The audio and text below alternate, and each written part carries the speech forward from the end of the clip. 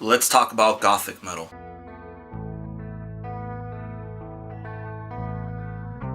What is good, everybody? Welcome back to the show. Today we're gonna be touching a subject that's a little bit sensitive. A lot of people get butthurt about this, whether it be Gothic rock, Gothic metal, Gothic symphonic, melodic, operatic, automatic static, I don't know. Today we're gonna be talking about Gothic metal. This is the genre that actually got me started. All the extreme metal music that I've been listening to nowadays, I'm very much into death doom, Gothic doom, more of the darker sounds, darker atmospheres. All of this stemmed from when I first heard Gothic metal back in middle school. Now, I might be a little bit late to the game on this one. Did come across a video not that long ago by Banger TV, a series they have called Lock Horns or something like that, where they talk and they debate, they discuss different subgenres in metal. Now, like I mentioned, Gothic metal is something that's been very dear to me for very long, and it's probably one of my favorite subgenres of all time. It is a very small genre.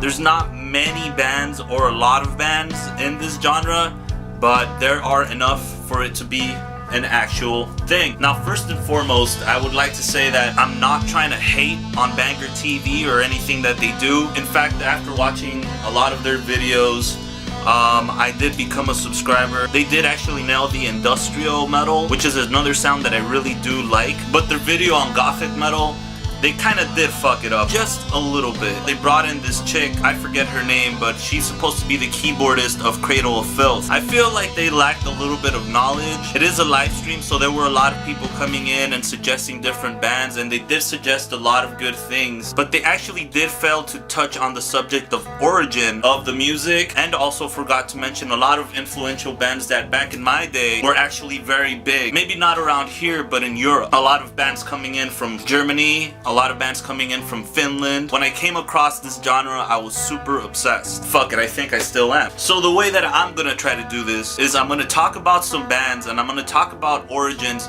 of this sound, and then I'll start addressing the things that went wrong in their video. First off, they had a couple of names on the board. Bands such as Tiamat, H.I.M., Catatonia, Anathema, My Dying Bride, Within Temptation, and some other bands. They also had Draconian, and if you do listen to Draconian, they're actually a death doom band with a lot of hints of Gothic. There's a lot of Gothic metal bands out there that have what they like to call the Beauty and the Beast, which is growling male vocals and the sweet female vocals. So to me, they do have some Gothic influence, and they are a Gothic death doom band. In this genre, there's a lot of experiments going on. It's very experimental. I've heard a lot of Gothic doom bands, such as The Foreshadowing from Italy. Woods of Ypres had a lot of Gothic influence, although they were more of a doom slash death. So this genre is very interesting.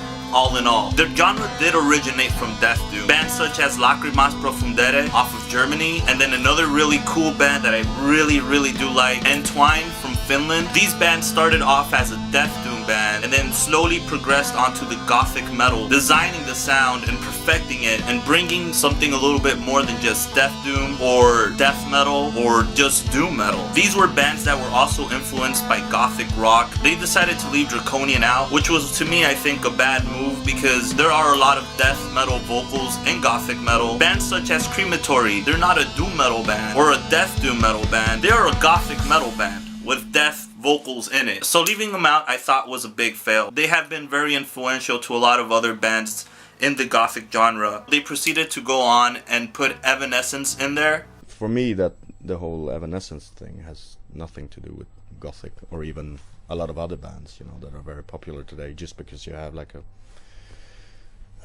melodic approach, maybe a female vocalist or melodic male vocals, it doesn't make it Gothic, you know. To me, Gothic is dark stuff, basically. Gothic itself comes from a, what is it, like architecture or a style of, you know, the cathedrals and stuff like that. So it has nothing to do with Hot Topic, I think.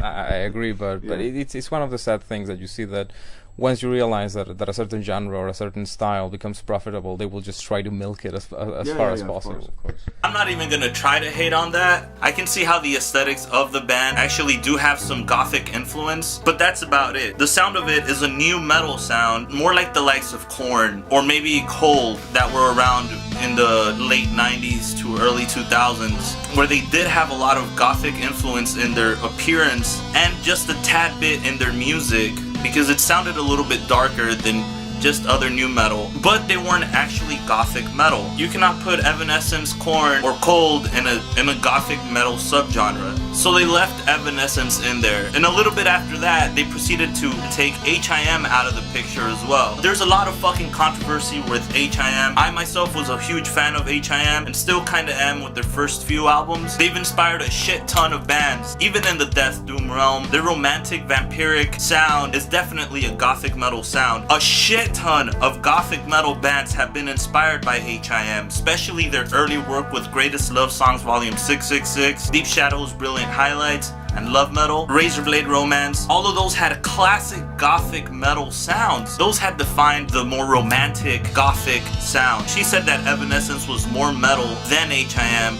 because of the heavier guitar tones. One thing I knew about H.I.M. is they have always been inspired by Black Sabbath. And what I know about Black Sabbath is that they were one of the pioneers of doom metal, in essence. So I would like to argue that there were a lot of early metal tones in H.I.M., therefore making H.I.M. a gothic metal band and not a gothic rock band. Gothic rock was another thing that had been thrown in the air many times, which is why they also wanted to eliminate typo negative. Gothic rock is very different from gothic metal, and a lot of goths can tell you this. I am also a huge fan of gothic rock. Anything in the gothic realm, I pretty much love. Gothic rock is more post-punk inspired. Bands like Joy Division, Sisters of Mercy, The Cure even, Dance Society. These types of bands are goth rock or gothic rock, as opposed to gothic metal, which is more like Crematory, To Die For, Entwine, Love Like Blood, Typo Negative, The 69 Eyes, Him, Icon and the Black Roses, Lacrimas Profundere. These are all gothic metal bands that bring heavy melodic metal and all sorts of different vocals. Some vocals inspired by post-punk bands or gothic rock bands. Him and Typo Negative cannot fall under the umbrella of being inspired mostly by post-punk, where most of their drive lies in metal. That's actually all I really needed to say about that. I wanted to address this because gothic metal, like I mentioned earlier, is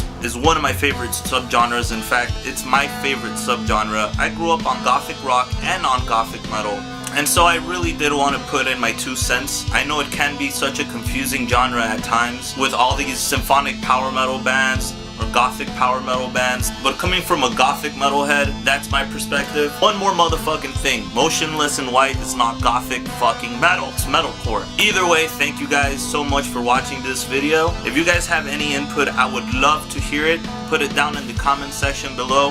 Make this shit a discussion, because there's so many people out there naming different bands, different things all the fucking time. And if you can spit some knowledge, that'd be fucking excellent. I'll link down in the comments a couple of gothic metal bands that I grew up on. These are some of the classics that I was listening to back in my MySpace days. It's very nostalgic, and I'm pretty sure some of you out there might actually enjoy it as well. Thank you very much for watching this video. I'll see you guys on the next one. Later.